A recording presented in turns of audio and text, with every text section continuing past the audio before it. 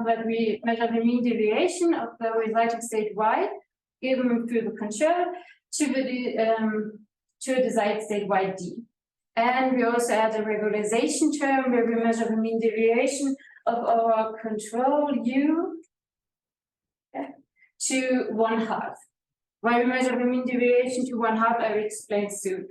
So this is like a pretty standard parabolic optimal control problem, but we want to consider natural switching constraints, such as an upper bound on the total number of switchings, or also a minimum time span between two switching points. So we say that U should lie in a certain set D. In our abstract setting, okay.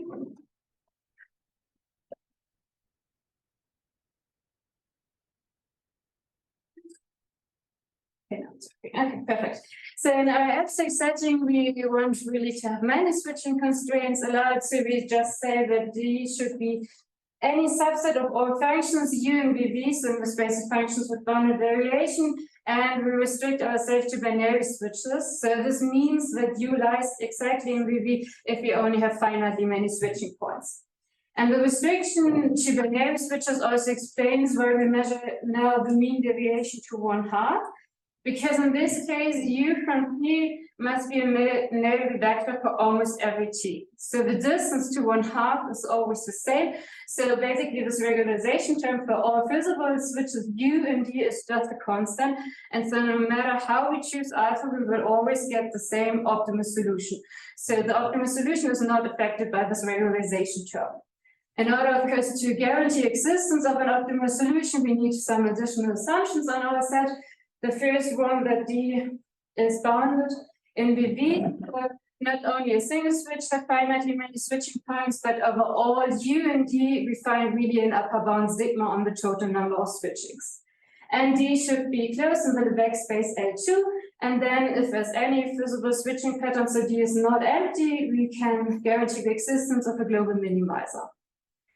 And as I already indicated, which switching constraints we had in mind, there are like basically two classes we consider.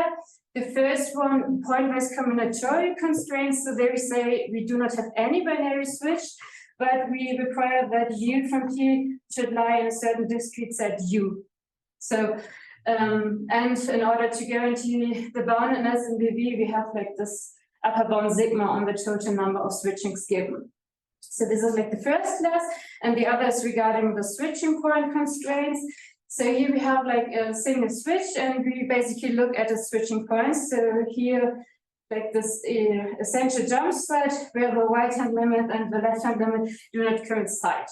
And of course, we are like here in equivalence classes of functions. So we here like refer always to U. To the wide continuous representative, because functions U in BV always emit a wide continuous representative. So here also use the wide continuous representative to define the set.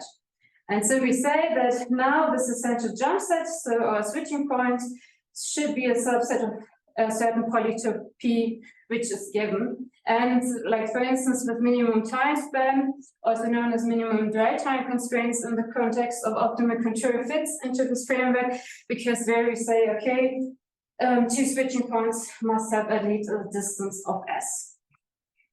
Okay, and now for this like really abstract setting with D, we want to find a solution approach, how to get the optimal solution of our control problem.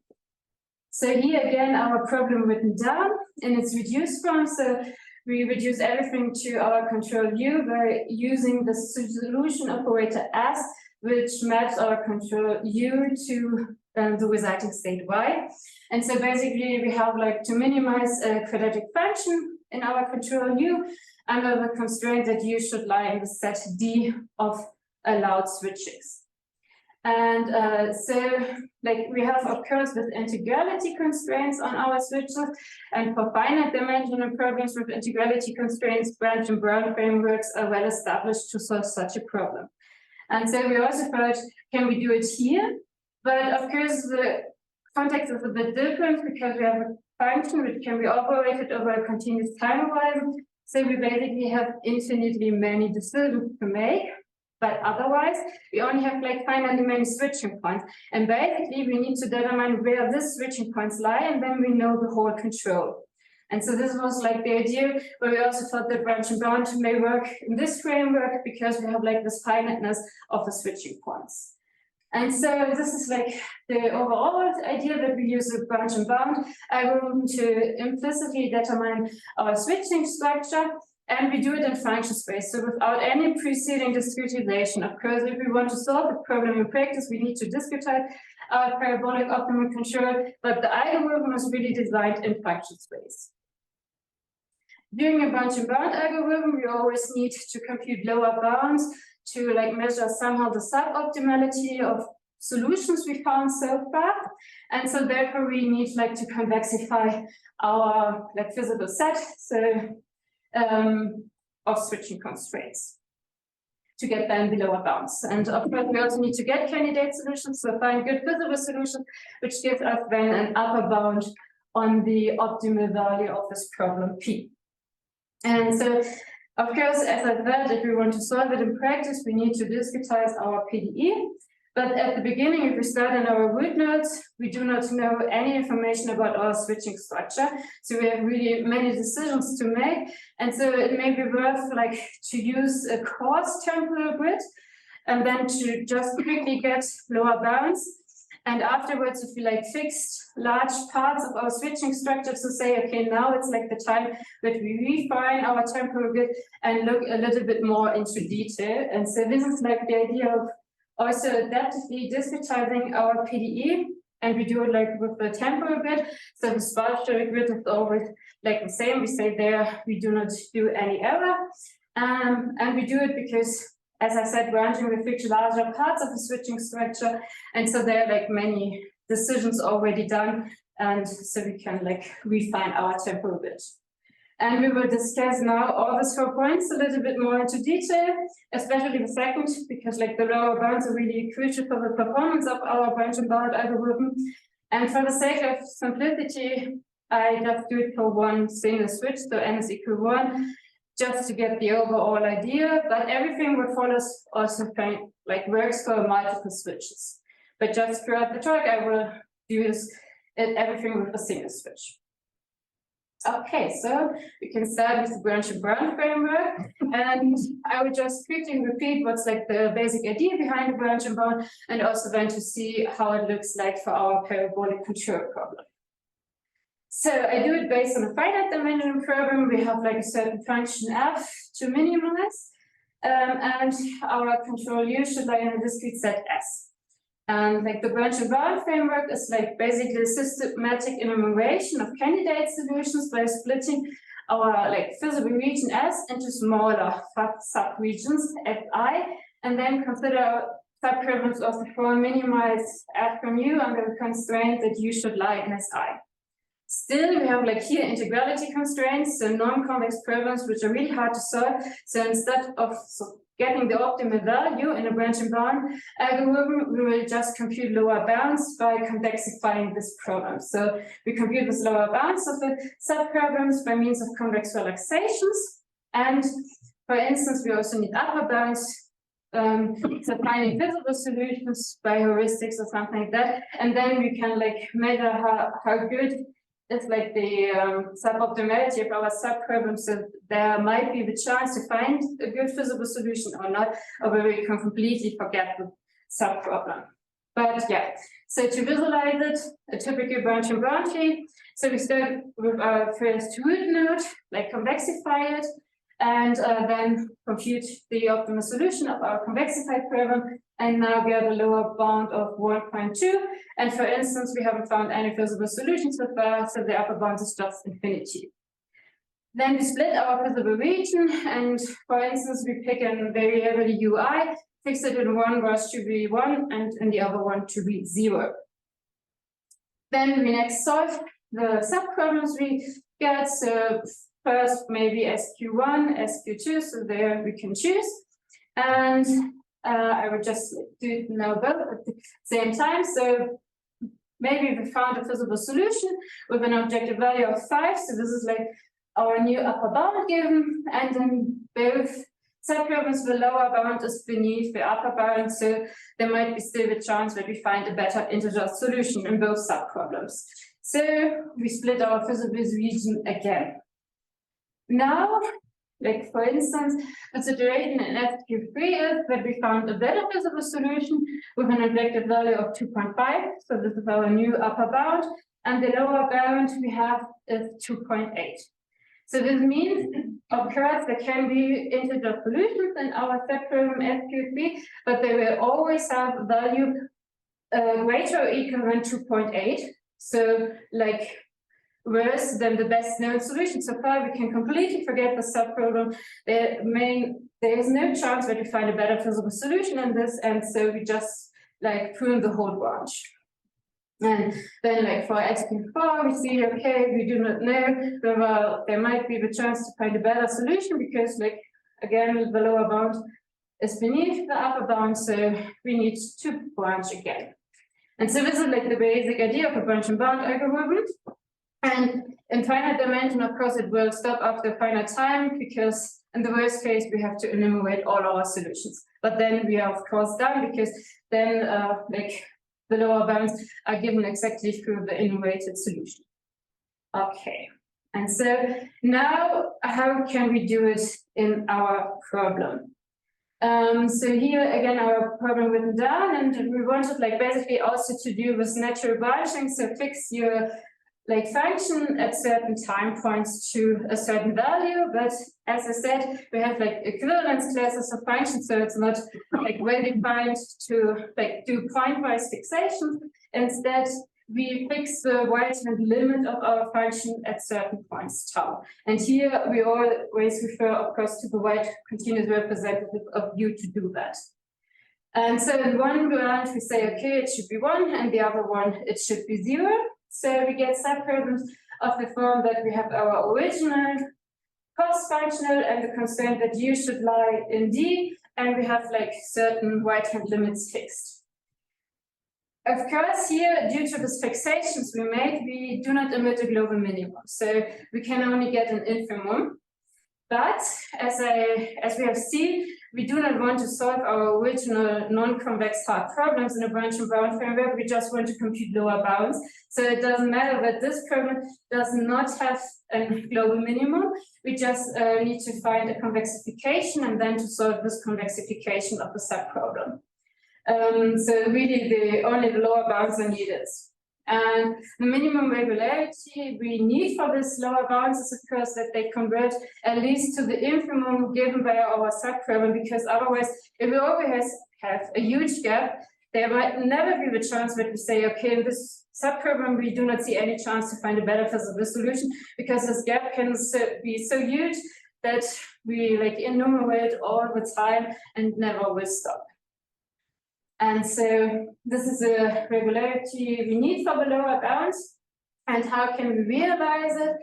It turns out that we really need like the best auto description of our feasible region. So the convexified problem must be that we say that U should lie in the convex side of our feasible region of the subproblem and the closure taken in L2. And of course, this problem admits a minimum. So here the infimum can be replaced by a minimum. So there we get an optimal solution. And if we do it like that, then we get the desired convergence. If like the maximum distance between 2 points, tau, where we fix the right-hand limit tends to 0, so like this requirement here, then we know that like the lower, so the optimal value of our convexified problem converges to the infimum of our subproblem. And so now the biggest part also in this talk is, okay, how does this convex file looks like, and how can we solve the convexified problems? And so this is like the next part, how to compute this lower bounds needed for the branch and bound algorithm. And so yeah, the most straightforward common approach, also in finite dimension, you have a binary switch, just replace the binarity constraint that you can take arbitrarily values between 0 and 1. Unfortunately, it's not that easy to get the convex side. So for instance, where we have like a single switch, which can be switched at most once, They are like the function which is off at the beginning, so 0, and at the end of our time horizon, and in between 1/2, obviously satisfied, that is, takes values between 0 and 1, and has a total variation of exactly 1 because we have like a half switch on and a half switch off. But it does not lie in a convex hull of D, and this is like mainly because it does not consider the monotonicity of our switches in D, because we are either off and may turn on, or we are on and may turn off. But there's like no chance to get a convex combination of both, so that we are like off at the beginning and at the end, and in between not like 0. And so unfortunately, we cannot do like this straightforward approach. And so then it was like the idea, okay, how can we handle now the situation? How does this convex hull looks like? And for instance, for this minimum dwell time constraint, so this minimum time span between two switches, if we do not have a function which can be operated over the continuous time while, so instead we can like take finitely many decisions at some points and say, okay, at this point I want to turn it off or on. Then there's already a complete description in finite dimension known. And so we want to benefit from this result that in finite dimension, it may be easier to describe the convex hull than in function space. And so this led us to the idea that we want to project our set D onto a finite dimensional space Rm. And we do it by looking at the local averages of our switch U over certain intervals and collect these averages. And then we get a projection set, and now the most important set throughout the talk will be this convex hull of a projection set here denoted by CDP. So the first question is, of course, do we get any auto description of our convex hull with this approach? And yes, this is like the first lemma, that for any projection P, it holds with like the convex hull we need to describe is at least a subset of all functions V and L2, which satisfies that their projection vector PV lies in CDP. And this is like because CDP is of course convex, and our assumptions D1 and D2 guarantees that it's also closed. So this set is closed in convex, therefore V is closed in convex in L2, and so we get like basically this subset relation. But yeah, for computing the lower bounds, we have seen we need like here at this point an equation. How do we get that? And it's also possible, like there we need to consider a sequence of projections. And so the projections are like determined through the intervals where we look at the local. Yeah. Question. Yeah. So in the previous one, it was something sort of like writing the set D, right? Yes. Yeah. So if you like really discretize at the end, one can also really argue, okay, then just use the temporal grid of the discretization exactly as given through this interval. And I will explain why maybe not the best way to do it later. You will see why. Okay. But yeah, you're right. It's basically like discretizing your setting. So, sorry, concerning this issue, is it independent on the selection of the intervals, or? Yeah, here we can select any intervals. They can also overlap. It doesn't matter. And they also don't have to cover the whole time horizon. So here, this relation holds for every, but of course the equation holds not for every, and we will see what we need that the equation holds. Yeah. Okay, so basically here we need a sequence of pairwise disjoint partitions, and here we know there must be pairwise disjoint, so they are not allowed to overlap. And also we need always to cover the whole time horizon. And at the end, we need that the maximum length defining one of our projections tends to 0. In this case, we can say, okay, the convex hull of D is given through the intersections over all functions V and L2, which satisfies that their curved projection vector lies in the set CDPK. And so here, of course, we need some additional assumptions on our projection, how we can realize it. Okay, so of course, it's still a really abstract setting how the convex hull looks like. So what is it good for now? So here again, our convexified optimal control problem written down, and we have like seen this relation.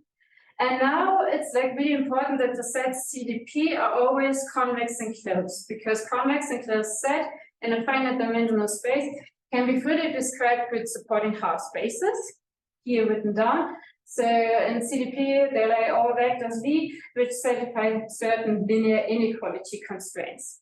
And so basically, our problem looks like minimize the cost functional under infinitely many linear inequality constraints of the form A transpose PU should be less or equal than B.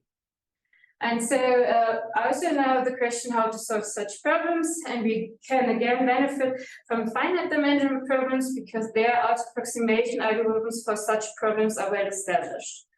So what is like the basic idea behind the approximation algorithm? First, skip all your switching constraints, forget them, minimize just your cost functional, and we only like keep in mind we had binary switches at the beginning. So take values now between 0 and 1, so this box constraints we will use. Okay, then we get a control. So in the first iteration, we have really none of these constraints added, and get an UK as an optimal solution of this parabolic control problem. If it doesn't lie in the convex side of the, we are done. So we can stop, and we can just return it as an optimal solution. So what does it now mean that it does not lie in this convex side of D? We find a projection P, so that the projection vector P of UK does not lie in the set CDP. So this is like the first thing we need to do, that this property holds. And the projection P is determined through this local averaging operator, so we need to find intervals so that this desired property holds. Okay, then we know, okay, it does not lie in CDP. CDP can be fully described through linear inequality constraints, so there must be a violated one. Unfortunately, we cannot add any violated inequality constraint. We need the most violated one. And so we choose the most violated linear inequality constraint and add this constraint to our problem. And so this is also the reason I didn't mention at the beginning that we say, okay, we only have vectors A for our linear inequality constraint that takes values between -1 and 1. Because otherwise, if we do not do this restriction, we have a violated inequality constraints, and we can just scalar it with a positive factor, and then we get more and more violations. So this is then not well defined, and therefore we need this restriction at this point. Okay, then we add this constraint, and again we need to solve now a parabolic control problem with an additional control constraint of this form. And so now it's of course a question whether we really can compute the optimal solution with this approach. So it may of course not in general be the case that we stop after finite time, but at least the sequence we generate by this algorithm converges to the optimal solution under some additional assumptions. And so we see them now. So the sequence of these intervals, finding our local averaging operators, features that they cover the total time horizon and have a vanishing mass size. We already needed to fully describe the convex side. But now also we need that the intervals are nested. So this means that we have an interval, we can just split it into smaller intervals. But we always need that the intervals of the projections k+1 always fully lie in one of the previous intervals. And we also need a quasi-uniformity assumption, so that the relation between the maximum length of an interval defining a projection and the minimum length defining a projection cannot get arbitrarily large. It's bounded by a kappa. And then if the Tychonoff term alpha is positive, we can say, or we can show that the sequence strongly converges in A2 to the global unique minimizer, and uniqueness now follows because alpha is positive. Okay. So there are now some questions of course open. So in each iteration, solve a parabolic optimal control problem. How, and if you're not done, how to get the projection P and also the most violated inequality constraint. And so first, the parabolic optimal control problem, we have like box constraints and additional linear inequality constraints. So we do it here by a primary direct actor set algorithm. And due to this iterative structure, because like in each iteration, we just add one additional linear inequality constraint, we want to speed up a little bit the performance of our algorithm. Of course, the prior solution is not visible anymore, but at least we use it to initialize the active and inactive box constraints and also the active and inactive switching constraints. Okay, and then like this point, like choosing this interval, because like if we really want to solve it in practice, it's like discretizing our set D.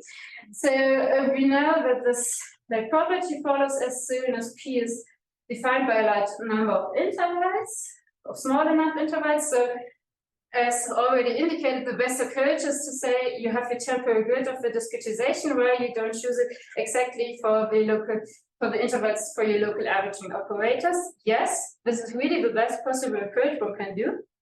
It's like basically discretizing the set D exactly through the discretization of your PDE. But the trade-off here is that, like in the next step, we need to find the most violated inequality constraint. And so if this lead is really hard, we cannot deal with such a large dimension, and then it may be beneficial to choose like intervals larger than given by the temporal discretization of your PDE. But otherwise, it's really the best possible approach. Okay, and then like the next part, how to find this most violated inequality constraint. So first of all, like this number of supporting half spaces describing our set CDP can be infinite in general. But for many practical relevant classes of constraints, it turned out to be finite. Namely, also for both, we looked at the beginning of the talk. So for the point-wise combinatorial constraints, we can even show that we get a 0-1 polytope, so an integer polytope. And in the other case, we have at least finitely many supporting half spaces. So we have here also a polytope given. Okay. So of course, only that like the number is finite does not help to efficiently compute the most violated inequality constraint, but also here there exists also an efficient separation algorithm for CDP for some classes, namely the first one that was recently found out, where we have a single switch and an upper bound on its total number of switchings, with the slightly different setting that we say, okay, at the beginning of our time horizon, we are off. Then the most violated inequality constraint can be computed in linear time in the dimension M. And so this is really fast enough to say, okay, use exactly the temporal time grid for your intervals defining your projection. And for the minimum dwell time constraint, we get the result that there must exist a separation algorithm with polynomial time in the dimension and in the numbers sigma of switchings. But how this separation looks like, the separation algorithm looks like, we do not know so far. Okay, so now a lot of theoretical results, but you can read below about. Is it really better that you don't use the naive approach just to replace the binarity constraint? And also, how does this approximation algorithm perform in practice? So there we looked at this case where we have like the set that we have a single switch with an upper bound sigma on it, so the number of switchings, and we are off at the beginning because then we have seen, okay, here you can really choose like for your exactly the time mesh you use for the discretization of the PDE for defining the local averaging operators. And so we have a square domain omega, and the end time was 2 in our case. And we use standard linear finite elements in space and an implicit Euler in time. And everything is implemented in Dune. So Dune is a C++ library to discretize the PDE. Okay, and so first, how does this bounds behave? So we need a certain form function, desired state yd, and we choose in this case alpha to be 0. So at the beginning I thought, okay, for our original program where we have this integrality constraint, no matter what alpha is, we get the same optimal control. But of course, in our convexified control programs, it affects a lot the optimal solution. And so this is like, in order that the computed bounds are not deteriorated by this regularization term, we choose it here to be 0 because we will just first discretize our PDE and then let go resort everything. And so we get the exact solution by Gurobi, and also we use Gurobi to solve the convex relaxations. So the first, the naive relaxation, where we just replace the binarity constraints. And in our tailored convexification, we start also just first with binarity constraints and no switching constraint added, solve the problem, add the most violated inequality constraint, and go on. And we use it for a sequence of discretizations of spatial and temporal discretizations.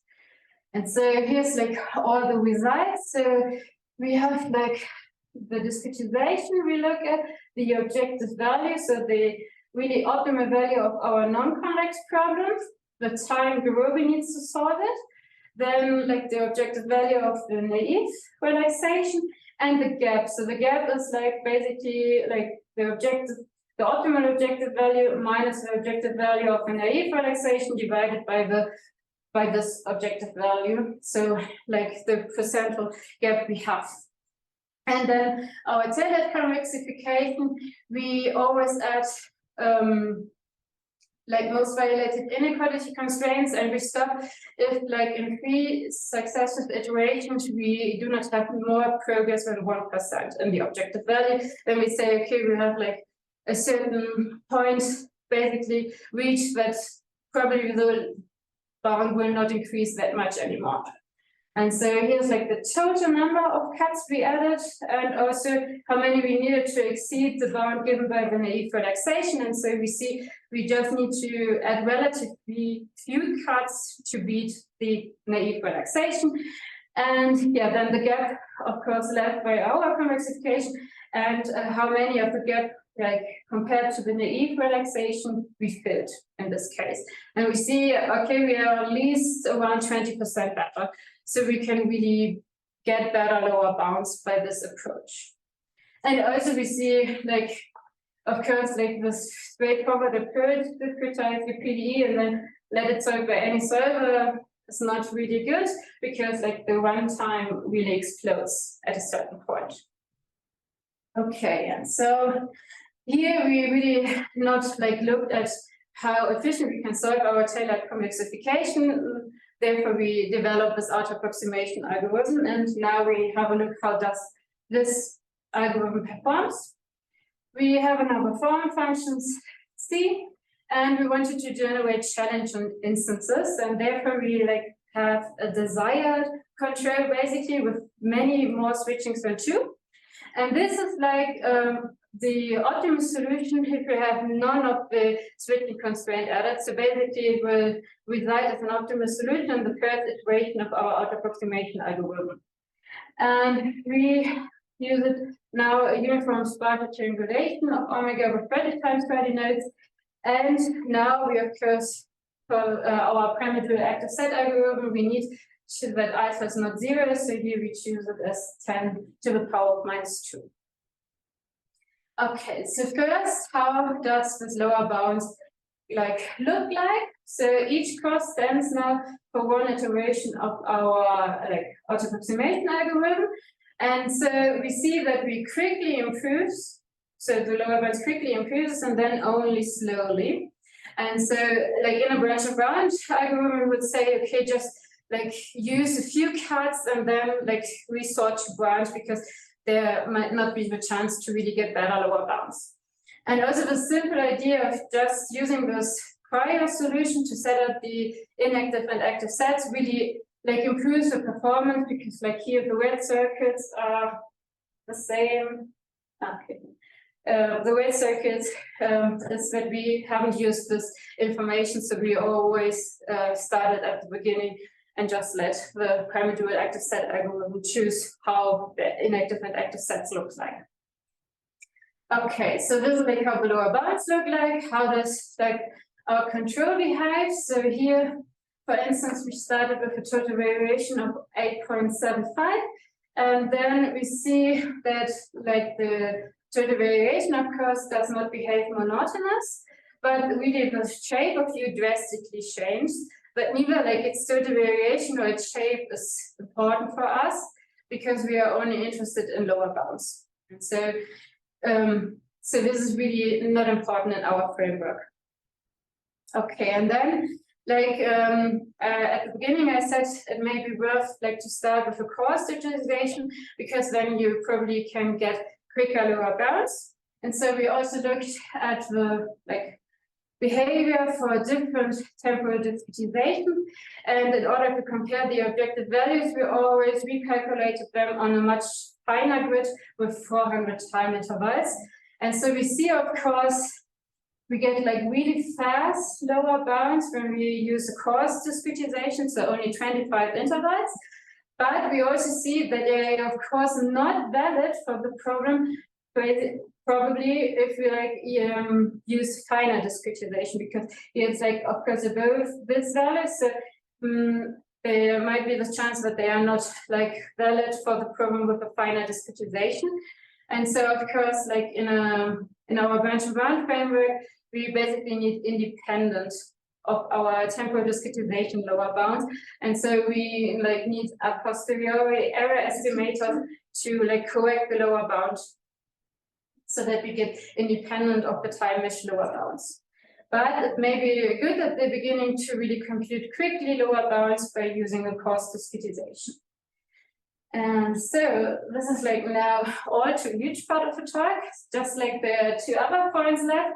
So this computation of upper bounds, how to find feasible solutions. And here we may benefit from the slides from the literature because like there are a lot of rounding strategies, how to round up a relaxed control. And so for the case of a minimum time span between two switchings, Seiler, Obuchi, and Sager developed like two algorithms, like a version of a well-known summer rounding algorithm, so the daytime summer rounding and the daytime next cross rounding. And for the case of a total variation, there exists the adaptive maximum rounding algorithm developed by Sager and Seiler. So this is then the idea, okay, we get a relaxed solution of our subproblem and we round it by this strategy to get a feasible solution. Or also we have like the set CDP. Do they help? And yes, if we have like an integer polytope, we can basically use a linear approximation algorithm because then to optimize the linear function over an integer polytope, we will always get an integer solution. And so then of course it's like the question how to set up the objective values. And so we thought, okay, if you like u is really nearby 0, it may be worth like to round up our relaxed control. And if it's like nearby 1, we basically prefer to go to 1. And so like by setting up those coefficients and then get like an integer vector v star, we can then reconstruct a control in our set D, which satisfies that its projection vector is exactly given through v star. But of course, this reconstruction can also be really hard. So it depends how we choose the local averaging operators, whether this is easily doable or not. Okay, so this is like all to upper bounds how we get, because it's also not like the focus here. And now like this, like adaptively discretizing. So the question of course is if you start with a coarse grid, when do you see that you should discretize your PDE better or not? And so we choose really at the beginning just a temporal grid with a few nodes, and then get a compute a lower bound computed on this time mesh. So of course dependent on our discretization. Then we need to compute mesh-independent lower bounds with the help of a posteriori error estimation so that we can correct the lower bound we got beneath. And so, yeah, and as I said, we want at a certain point to refine, but when is it really necessary? So when do you decide to refine your temporal grid? And so here again, a branch and bound tree. So we like have already done certain iterations. So always the lower bound dependent on the grid, then the corrected lower bound is always, of course, beneath, and like the feasible solutions we found so far. So this can be the case how a branch and bound tree looks like. And so now, like the problem SP3, so we see we have this upper bound of 1.8. The lower bound dependent on our grid is 2.2, but like the corrected lower bound, this is really like the lower bound that is also valid in function space, also lies above the upper bound. So no matter how you would choose now your discretization, you will always have a lower bound below, above this upper bound. So there's no chance that we can find a better solution in this branch, and we can completely forget it. And the other situation is like, okay, your like lower bound on the grid is above the upper bound, but your corrected lower bound is below. And in this case, if you now refine your temporal grid, you may have the chance to find better solutions. So at this point, it's really necessary to say, okay, now I have to refine my temporal grid, because with the discretization I have so far, I will not be able to find any better solution. And so then we need to refine the grid. Of course, the lower bound independent of the mesh does not change, but the lower bound on the time grid changes due to this refining strategy. And so then we need to go on through our algorithm. Okay, so to sum up everything, we developed a branch and bound algorithm to solve like the parabolic optimal control problem with combinatorial switching constraint to global optimality. And during this branch and bound, we of course need to find lower bounds, and so we convexify our problem, and the approximation of the convex, how we can do by means of local averaging operators. Then the convexified problem, we developed an auto-approximation algorithm to solve them. And like during this auto-approximation algorithm, we have like this finite dimensional projection sets, which we need to separate. But for prominent classes, it can be done efficiently. So also our auto-approximation algorithm in this case is efficient. And of course, what is left to do, we need a posteriori area estimators for mesh-independent lower bounds. Of course, to implement the overall lower bound branch and bound algorithm and to see how does it perform in practice. And if this everything is done, we have now only like switches distributed in time, but what about switches distributed in time and space? Can we also handle it with a branch and bound framework? So this is everything. Thanks. Thank you, Alexandra, for this very interesting talk. So, time for questions, comments. Could you please, first of all, thank you, Alexandra, for your presentation. It's very interesting topic. Could you please go to the formulation of your problem? Just it was a little bit too fast for me. So. Yeah. At the beginning, just yeah. the formulation. So yeah. I have a lot of overlays. If we can. Yeah. Okay, in your formulation, you how do you define the D? Could you please go to the next one? Yeah. So this is, in principle, there is nothing that guarantees that U is in the bounded variation space, or I am missing something? We say at the beginning that all functions we allow are, of course, bounded, so R and BV. So this is like directly that we assume at the beginning that we say that D must be a subset of this function. And so this is like that. Basically, as I said, in this case, it means that we only have finitely many switchings. So every control we allow only has finitely many switchings. Okay, if you assume that only finite many switching, then you have the BB there. There's nothing in the formulation. No, nothing in the formulation guarantees that we are like. This is like also we solve it so with this naive approach. They're just replacing the binarity constraints. It's most likely done in practice. Then you get a relaxed control and you of course bound it. And then you have like this chattering, because if you want to have the same effect as 1/2, arbitrarily close, turn on and off to get the same behavior. And then we have of course infinite many. Yes, and nothing of the program formulation guarantees that we are bounded. So on the other hand, what is the role of the alpha parameter? Because when you have a usual control, functional control, then if alpha goes to 0, then you have this bang bang effect, and that is already bang bang somehow. So I wonder how is the effect of alpha? So yeah, because alpha was needed for the complexified problems because there we need a regularization term. So for this parabolic control problem, we can basically skip the part and can just say alpha is like 0. But if we really want to solve it in practice, we need like to convexify our problem, and there we need this regularization term. And like for this bound, we now look a little bit more into the detail, because if you choose alpha to be really large, you will of course have lower bounds that are really worse. So if you like decrease alpha, your lower bound will increase definitely, because then you also have like more this bang bang structure. So it's basically that you're like more in this case where you only have binarity, and so there we need this alpha term. So just for our convexified problems.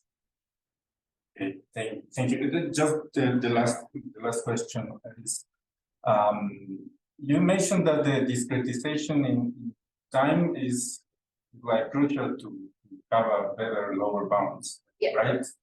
And what about the discretization in space? Yeah, since we have now switches distributed in time, we say, okay, we focus on the temporal bit. But of course, one can also say it may be worth to start with a coarse partial discretization and then to refine it. But in our framework, because we now say we have like the most focus on the time, we just use the temporal discretization and say, okay, with partial triangulation, we start with a really fine discretization and just use it to the whole algorithm. But if we like want to go to switches distributed in time and space, of course, it's also like and maybe instead of taking a fine discretization, we use a higher degree of the final elements, or double function or something like that. Yeah, one can also think about that. Yeah, we haven't thought about that yet. Okay. So maybe it's also that we don't use linear time. Thank you. Linear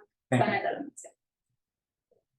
This continuing with Pedro's question, I remember like these people that are doing this feedback control, they cannot allow these local discretizations, and they use like these global ones, like polynomial ones and so on. Just following your argument in that sense. But what I wanted to ask actually was about the scalability.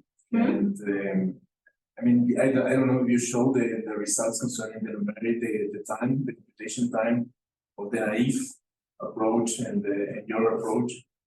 And how does it scale? Because if I'm a practitioner, for instance, it's like, okay, I will do the naive approach and then I get a solution very fast. Yeah. Yours is much more elegant and have a lot of results, but I don't know if you can compare or how much, or it depends on the number of switchings. Or yeah, of course, it depends also on the number of switchings. And so in our case, it was really just a case that we do not use it like that, because if we really want to then do the branch and bound algorithm, so by this naive relaxation, and maybe the point that we always have a huge gap to the intermon of our subproblems. So it may not be any chance that we can branch certain prune certain subproblems. But of course, if you're more interested in really computing fast lower bounds, it might be also worth to just start with your naive relaxation to get a lower bound, and then later to do the better approach in your branch and bound algorithm if you really need to be better in this case. Yeah. What we did actually with Paula previously was we used also some sort of L0 penalty, the coefficients, and I mean we approximated that at that point, right? Because we didn't know how else to do, but that worked quite fine in that sense. Is there some relation? So one can also it's like this case of a total variation where you have a total variation. It's like more fancy and more fancy penalization, as the convexification. So you have an additional penalty in the cost, and these additional penalty push the numbers to 0 or to 1. Okay, yeah. From this convex envelope. So that was kind of the idea. So yeah, in principle, one can also like add additional variables which like represents then this penalization term. And then of course, if we like project it then into finite dimension, we also have to project this penalization term. But if like the separation algorithm then is working, then you can also do like the same approach. Because like, for instance, instead of having like this hard TV constraint written here, you can just say, okay, I like initialize a scalar called beta or something like that, add it as a term in the objective function, and then have that this TV constraints that to the variation of u should be less or equal in this scalar. So you can also do it, and then you just have like also to project this additional scalar. Then you can also do this approach, and even like with total variation, the separation algorithm is again fast. And it's like even easier to describe the convex sign in this case. Maybe the last one, sorry. I will shut up afterwards. So you have, for instance, because I'm thinking the problems that we have actually, and so there's a lot of problems where you have like the coefficient in front of the state itself because it's part of an observation. So for instance, if you have like on the right hand side instead of the phi j, you have the state again. Is it possible to extend to that? To semilinear parabolic problems? Yeah, sort of semilinear, exactly. Yeah, so semilinear parabolic problems, yes. This is not a problem, non-linear. Of course, you need also to convexify it more, but yeah. So this is not a problem. It's more like a bilinear. Yeah, that's also possible, yeah. Okay, yes. So we just did it with an easy case, but in principle it's possible.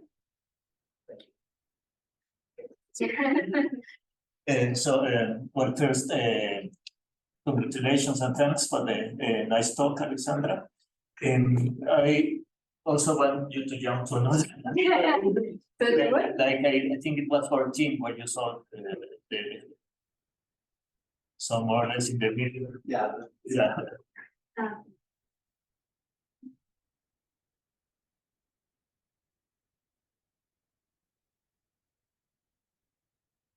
Yeah, no, was where you put the algorithm, would you show the algorithm? So yeah, like this.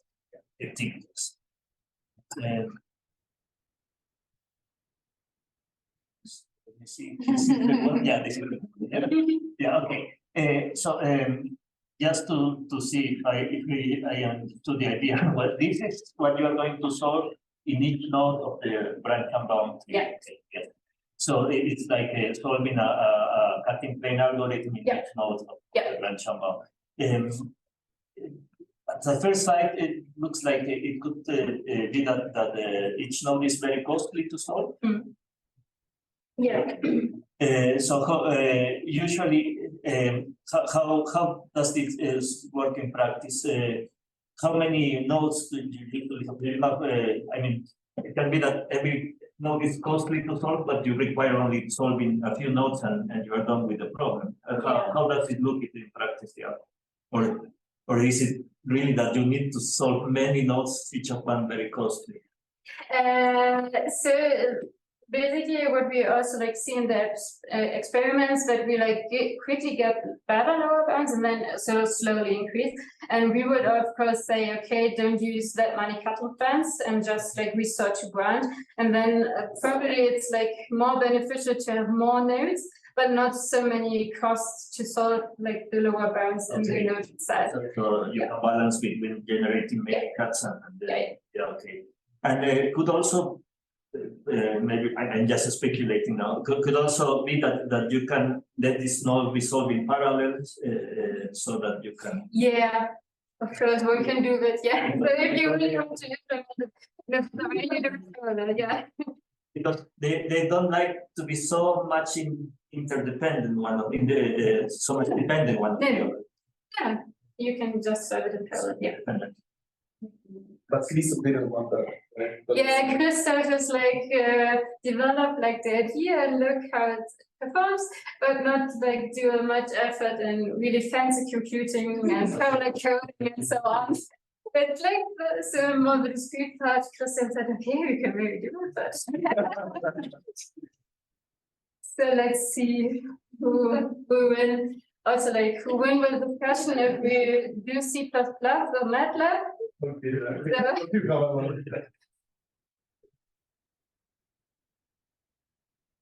so, more questions, comments? People of the audience.